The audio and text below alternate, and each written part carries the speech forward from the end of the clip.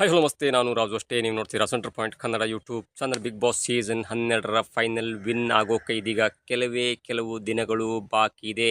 ಅಂದರೆ ನಾಡಿದ್ದು ರವಿವಾರ 11 ಗಂಟೆ ರಾತ್ರಿಗೆ ಸುದೀಪ್ ಅವರು ಇಬ್ಬರ ಜೊತೆಗೆ ಇದ್ದು ಒಬ್ಬರನ್ನ ಬಿಗ್ ಬಾಸ್ ವಿನ್ನರ್ ಎನ್ನುವಂಥ ಒಂದು ಘೋಷಣೆಯನ್ನು ಕೂಡ ಮಾಡ್ತಾರೆ. ಅದರಲ್ಲಿ ಮುಖ್ಯವಾಗಿ ಸಾಮಾಜಿಕ ಜಾಲತಾಣದಲ್ಲಿ ಅಂದರೆ ಸೋಷಿಯಲ್ ಮೀಡಿಯಾದಲ್ಲಿ ಹರಿದಾಡುತ್ತಿರುವ ಪ್ರಕಾರ ಗಿಲ್ಲಿ ಬಿಗ್ ಬಾಸ್ ಸೀಸನ್ 12ರ ವಿನ್ ಆಗ್ತಾರೆ ಎನ್ನುವಂಥ ದೊಡ್ಡದಾದಂಥ ಒಂದು ಭರವಸೆ ಇಡೀ ಸಾಮಾಜಿಕ ಜಾಲತಾಣದಲ್ಲಿ ಅಲ್ಲೋಲ ಕಲ್ಲೋಲವನ್ನು ಸೃಷ್ಟಿ ಮಾಡ್ತೇವೆ. ಮತ್ತು ಸಾಮಾಜಿಕ ಜಾಲತಾಣದಲ್ಲಿ ಆಗ್ತಾ ಇರುವಂಥ ಈ ಪ್ರಚಾರ, ಮತ ಪ್ರಚಾರ, ವೋಟಿಂಗ್ ಪ್ರಚಾರ ನೋಡ್ತಿದ್ರೆ ಎಲ್ಲೋ ಒಂದು ಕಡೆ ಇಡೀ ರಾಜಕೀಯಕ್ಕಿಂತ ಹೆಚ್ಚಾಗಿ ಒಂದು ದೊಡ್ಡದಂಥ ಒಂದು ಕುತೂಹಲ, ಗಿಲ್ಲಿ ಗೆಲ್ತಾರೆ ಎನ್ನುವಂಥ ಒಂದು ಕುತೂಹಲ ಮನೆ ಮಾಡಿದೆ. ಇದರ ಮಧ್ಯೆ ಇದೀಗ ಗಿಲ್ಲಿಯ ಜೊತೆಗಿದ್ದಂಥ ಒಬ್ಬ ಸ್ನೇಹಿತಿಯಾದಂಥ ಕಾವ್ಯ ಅವರು ಫೈನಲಲ್ಲಿ ಮಾಡಿಕೊಂಡಂಥ ಎಡ್ವರ್ಟ್ ಅವರನ್ನ ಇದೀಗ ಮನೆಯಿಂದ ಹೊರಗೆ ಹಾಕ್ಲಿಕ್ಕೆ ಆಗತ್ತಾ ಅಥವಾ ಹೊರಗೆ ಹಾಕುವಂಥ ಪರಿಸ್ಥಿತಿ ಬರುತ್ತೆ ಅನ್ನೋದು ಕೂಡ ಇದೀಗ ಕುತೂಹಲಕ್ಕೆ ಏಡ್ ಮಾಡ್ಕೊಂಡು. ಹಾಗಾದರೆ ಕಾವ್ಯ ಅವರು ಬಿಗ್ ಬಾಸ್ನ ಫೈನಲ್ನಲ್ಲಿ ಕೊನೆಯ ಹಂತದಲ್ಲಿ ಮಾಡಿಕೊಂಡಂಥ ಎಡ್ವರ್ಟ್ ಏನಾಯಿತು ಅಂಥದ್ದು ಎಲ್ಲವನ್ನು ನೋಡೋದಕ್ಕೆ ಇಲ್ಲಿ ತನಕ ನಮ್ಮ ಚಾನಲ್ನ ಸಬ್ಸ್ಕ್ರೈಬ್ ಮಾಡಿಲ್ಲ ಅಂದರೆ ಈಗಲೇ ಸಬ್ಸ್ಕ್ರೈಬ್ ಮಾಡಿ, ಜೊತೆಗೆ ಕಾಮೆಂಟ್ಗಳ ಮುಖಾಂತರ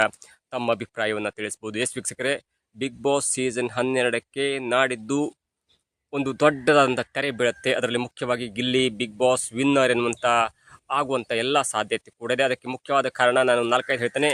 ಇವತ್ತು ಬೆಳಗ್ಗೆ 6 ಗಂಟೆ ತನಕ ಬಂದಂಥ ವೋಟಿಂಗ್ ಪ್ರಕಾರ ಇಲ್ಲಿಯ ತನಕ ಅಂದರೆ ಕೇವಲ 30 ಗಂಟೆಯಲ್ಲಿ, ಬುಧವಾರ ಮಧ್ಯರಾತ್ರಿ 12 ಗಂಟೆಯಿಂದ ಇವತ್ತು ಬೆಳಗ್ಗೆ 6 ಗಂಟೆ ತನಕ ಬಂದಂಥ ವೋಟಿಂಗ್ ಪ್ರಕಾರ 30 ಗಂಟೆಯಲ್ಲಿ ಗಿಲ್ಲಿ ಅವರಿಗೆ 3,12,00,000 ಮತ ಬಂದಿತ್ತು. ರಕ್ಷಿತಾ ಶೆಟ್ಟಿ ಅವರಿಗೆ 1,40,00,000 ಮತ ಬಂದಿತ್ತು. ಅಶ್ವಿನಿ ಅವರಿಗೂ 4ನೇ ಸ್ಥಾನದಲ್ಲಿ ಹೋಗ್ಬಿಟ್ರು. ಅಂದರೆ 3ನೇ ಸ್ಥಾನದಲ್ಲಿ ಕಾವ್ಯ ಅವರಿದ್ದು. 3ನೇ ಸ್ಥಾನದಲ್ಲಿ ಕಾವ್ಯ ಅಂದರೆ ಇಟ್ಸ್ ಎ ಗ್ರೇಟ್ ಅಚೀವ್ಮೆಂಟ್. ಅವರಿಗೆ 1,20,00,000 ಮತ ಬಂದಿತ್ತು. 3ನೇ ಸ್ಥಾನದಿಂದ 4ನೇ ಸ್ಥಾನಕ್ಕೆ ತೊಳಲ್ಪಟ್ಟಂಥ ಅಶ್ವಿನಿ ಗೌಡ ಅವರಿಗೆ 1,17,00,000 ಮತ ಬಂದಿತ್ತು. ರಘು 5ನೇ ಸ್ಥಾನದಲ್ಲಿ 98,00,000 ಮತ ಬಂದಿತ್ತು. ಮತ್ತು ಧನುಷ್ ಅವರಿಗೆ 92,00,000 ಮತ ಬಂದಿತ್ತು. ಕಾವ್ಯ ಅವರು ಒಂದು ಹಂತದಲ್ಲಿ ಬಿಗ್ ಬಾಸ್ಗೂ ಕೂಡ ಕಾಂಪಿಟೇಟರ್ ಕೊಡ್ಬೋದಾ, ವಿನ್ನಿಂಗು ಕೂಡ ಕಾಂಪಿಟೇಷನ್ ಆಗ್ಬೋದೇನೋ ಒಂದು ಕುತೂಹಲ ಜಾಸ್ತಿ ಇತ್ತು. ಆದರೆ ತಾವಾಗಿ ಮಾಡಿಕೊಂಡಂಥ ಒಂದು ಎಡವಟ್ಟು ಇದೆ. ಅದು ಈಗ ಕಾವ್ಯ ಅವರಿಗೆ ದೊಡ್ಡ ಹಿನ್ನಡೆ ಆಗುತ್ತೆ. ಅಷ್ಟಕ್ಕೂ ಆದದ್ದೇನು ಎನ್ನುವುದನ್ನು ನೋಡ್ತಾ ಹೋದ್ರೆ ನೋಡಿ, ಬಿಗ್ ಬಾಸ್ನ ಕೊನೆಯ ವಾರದಲ್ಲಿ ಯಾವುದೇ ಟಾಸ್ಕ್ ಇರಲಿಲ್ಲ.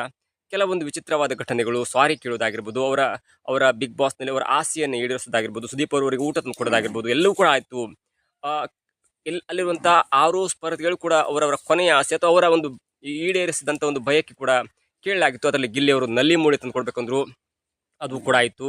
ರಘು ಅವರಿಗೆ ಅವರ ಮಗನ ಜೊತೆ ಸ್ವಿಮ್ಮಿಂಗ್ ಪೂಲ್ ಆಡಬೇಕೆನ್ನುವಂಥ ಒಂದು ಆಸೆ ಆಯಿತು, ಅದು ಕೂಡ ಆಯಿತು. ಅಶ್ವಿನಿ ಅವರು ತಮ್ಮ ಬಂದರು, ಜೊತೆಗೆ ಹೀಗೆ ಅನೇಕ ರೀತಿಯಲ್ಲಿ ಎಲ್ಲವೂ ಕೂಡ ಆಯಿತು. ಆದರೆ ಕಾವ್ಯ ಕೇಳಿದಂಥ ಒಂದು ಮಾತಿದೆಯಲ್ಲ, ಅದು ಈಗ ಅವರನ್ನ ದೊಡ್ಡ ಹೊಂಡಕ್ಕೆ, ಪಾತಾಳಕ್ಕೆ ತಳ್ಳಿದಂತ ಹೇಳ್ಬೋದು. ಅವರು ವಿಚಿತ್ರವಾದಂಥ ಒಂದು ಸಂಘಟನೆಯನ್ನು ಕೇಳ್ತು, ಒಂದು ಘಟನೆಯನ್ನು ಕೇಳ್ತದೆ. ಅದೇನೆಂದರೆ, ನಾನು ಇಲ್ಲೇ ತನಕ ಕ್ಯಾಪ್ಟನ್ ಆಗಿದ್ದೇನೆ, ಉತ್ತಮ ಪಡ್ಕೊಂಡಿದ್ದೇನೆ, ಎಲ್ಲವೂ ಪಡ್ಕೊಂಡಿದ್ದೇನೆ. ಆದರೆ ಇಲ್ಲಿಯ ತನಕ ನಾನು ಒಂದೇ ಒಂದು ಸಲ ನಾನು ಕಳಪೆಯಾಗಿಲ್ಲ. ಆ ಜೈಲ್ ಎಕ್ಸ್ಪೀರಿಯನ್ಸನ್ನು ನೋಡಬೇಕಿತ್ತು ಅನ್ನುವಂಥ ಒಂದು ಆಸೆಯನ್ನು ಕೇಳಿದ್ರು. ಅಂಥ ಆಸೆಯನ್ನು, ಅಂಥ ವಿಚಿತ್ರ ಆಸೆಯನ್ನು ಬಿಗ್ ಬಾಸ್ ಬಿಡ್ಲಿಕ್ಕುಂಟ. ನೋ ಖರ್ಚು, ನೋ ವೆಚ್ಚ, ನಥಿಂಗ್ ಎಲ್ಸ್. ಸೀದಾ ಒಂದು ಡ್ರೆಸ್ ಕೊಟ್ಟರು, ಕಳಿಸ್ಬಿಟ್ರು. ಅದು ಈಗ ವೋಟಿಂಗ್ ಪ್ಯಾಟರ್ನಲ್ಲಿ ಯಾಕೆ ಇಂಥದ್ದೊಂದು ವಿಚಿತ್ರ ಆಸೆಯನ್ನು ಕೇಳಿದ್ರು ಎನ್ನುವಂಥ ಒಂದು ಕೋಲಾಹಲ ಇದೀಗ ಎಲ್ಲೆಡೆ ಮನೆ ಮಾಡಿದೆ. ಇದು ಒಂದು ಕಡೆ ರಕ್ಷಿತಾ ಶೆಟ್ಟಿ ಮತ್ತು ಅಶ್ವಿನಿ ಅವರಿಗೆ ಸೆಕೆಂಡ್ ಮತ್ತು ಥರ್ಡ್ ಪ್ಲೇಸನ್ನು ಬಿಟ್ಟುಕೊಡೋದ್ರಲ್ಲಿ ದೊಡ್ಡದಂಥ ಒಂದು ಅವಕಾಶ ಆಗುತ್ತೆ. ಮತ್ತು ಇದು ಕಾವ್ಯ ಅವರಿಗೆ ಹಿನ್ನಡೆ ಆಗುತ್ತೆ. ಇಲ್ಲೇ ತನಕ ಕಾವ್ಯ ಅವರಿಗೆ ಹಿನ್ನಡೆ ಆಗಿದ್ದು ಅಂದರೆ, ಅವ್ರ ಮನೆಯವರು ಬಂದಾಗ, ಫ್ಯಾಮಿಲಿ ವೀಕ್ ಇದ್ದಾಗ ಅವರು ಮನೆಯವರು ಹೇಳಿದಂಥ ಮಾತಾಗಿರ್ಬೋದು, ಅವರ ತಮ್ಮ ಹೇಳಿದಂಥ ಮಾತು ಎಲ್ಲವೂ ಕೂಡ ದೊಡ್ಡ ಹಿನ್ನಡೆಯಾಗಿತ್ತು. ಅದರಿಂದ ಎಚ್ಚೆತ್ತುಕೊಂಡು ಬರುವಾಗಲೇ ಮತ್ತೆ ಕಾವ್ಯ ಮತ್ತು ಗಿಲ್ಲಿ ಅವರ ನಡುವೆ ಆದಂಥ ಒಂದು ಒಪ್ಪಂದ ಅಥವಾ ಆಟ, ಒಡನಾಟ, ಸಂಬಂಧ, ಬಾಂಧವ್ಯ, ಪ್ರೀತಿ, ಸಲಿಸು ಎಲ್ಲವೂ ಕೂಡ ಕಿಚ್ಚನಿಂದ ಚಪ್ಪಾಳೆ, ಜೊತೆಗೆ ಕಿಚ್ಚನಿಂದ ಒಂದು ಕ್ಲಾಸ್ ಕೂಡ ಆಗಿತ್ತು. ಅದಾದ ನಂತರ ಹೊರಗೆ ಬಂದಂಥ ಕಾವ್ಯ ಅತ್ಯುತ್ತಮವಾಗಿ ಆಡಿ ಟಾಪ್ 6 ಫೈನಲಿಸ್ಟ್ ಆಗಿದ್ದು ಕೂಡ ಒಂದು ದೊಡ್ಡ ಸಾಧನೆ. ಆ ಸಾಧನೆಯ ಮೆಟ್ಟಲನ್ನು ಏರ್ತಾ ಇರುವಾಗ ಇದೀಗ ಕಾವ್ಯ ಮಾಡಿಕೊಂಡಂಥ ಎಡವಟ್ಟು ಇದೆಯಲ್ಲ, ಬಿಗ್ ಬಾಸ್ನಲ್ಲಿ ಮಾಡಿಕೊಂಡಂಥ ಮಹಾ ಎಡವಟ್ಟು ಅಂತ ಹೇಳ್ಬೋದು. 108, 109 ದಿನ ಆಯಿತು, 110ನೇ ದಿನ ಕಾಲಿಟ್ಟಿದೆ. 110 ದಿನದ ಒಳಗಾಗಿ ಕಾವ್ಯ ಮಾಡಿಕೊಂಡಂಥ ತನ್ನ ಕಾಲ ಮೇಲೆ ಚಪ್ಪಡಿ ಕಲ್ಲನ್ನು ಹಾಕಿಕೊಂಡಂಥ ಒಂದೇ ಒಂದು ಘಟನೆ ಅಂದ್ರದು ಕಾವ್ಯ ತನ್ನಷ್ಟಕ್ಕೆ ತಾನೇ ಕಳಪೆಯನ್ನು ಪಡ್ಕೊಂಡದ್ದು.